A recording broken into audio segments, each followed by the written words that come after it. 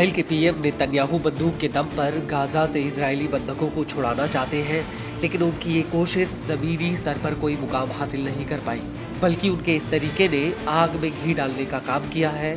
दरअसल गाजा से कई ऐसी रिपोर्ट्स आई हैं जिनमें ये आरोप लगे हैं कि आईडीएफ की गोलीबारी में कई बंधकों की मौत हो गई। हालांकि आईडीएफ ने कभी भी इस बात को नहीं माना कि उसने जानबूझकर बंधकों को निशाना बनाया है। हाँ, ये जरूर है कि उसने ऐसी घटनाओं को अनजाने में हुआ बताया है। लेकिन अब आईडीएफ को लेकर एक ऐसा खुलासा हुआ है जिससे नेतन्याहू और आईडीएफ की बुरी तरह से फजीहत हो सकती है।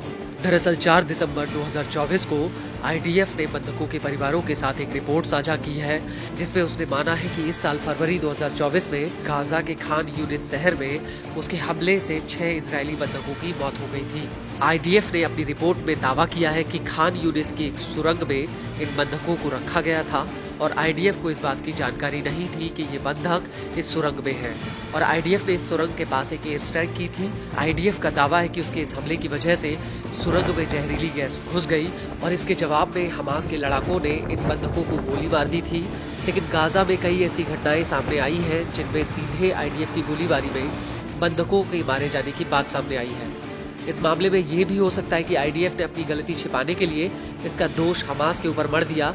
आपको बता दें कि आईडीएफ ने जुलाई 2024 में इन बंधकों की मौत की पुष्टि की थी।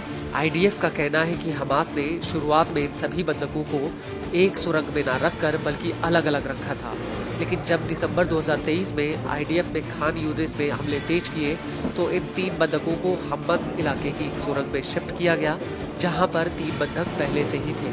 लेकिन 14 फरवरी 2024 को आईडीएफ ने हमास के सीनियर कमांडरों पर एक एयर स्ट्राइक की थी, जिसकी चपेट में ये बंधक आ गए। इस हमले को लेकर आईडीएफ के एक अधिकारी का कहना है कि हर अभियान की विशेषताएं एक जैसी होती हैं। हम बंधकों को नुकसान पहुंचाने से बचने के लिए बेहद ही सावधानी बरतते हैं। यदि हमें पता होता कि बंधक वहाँ है तो हम हमला नहीं करते। आपको बता दें कि आईडीएफ का आगे कहना है कि 20 अगस्त 2024 को उसने इन बंधकों के शवों की तलाश के लिए एक ऑपरेशन शुरू किया था, और जब ये शव उसे मिले तो उनके शरीर पर गोलियों के घाव के निशान थे। आईडीएफ का कहना है कि ऐसी संभावना कम है कि हमास के दूसरे लड़ाकों ने उनकी हत्या की है, बल्कि इसी सुरंग में से हमास के 6 लड़ाकों के शव बरामद हुए थे, जिनके शरीर पर कोई भी गोली का निशान या घाव नहीं था। इनकी मौत जहरीली गैसों के संपर्क में आने से हुई थी, जिन्हें सुरंग में छोड़ा गया था।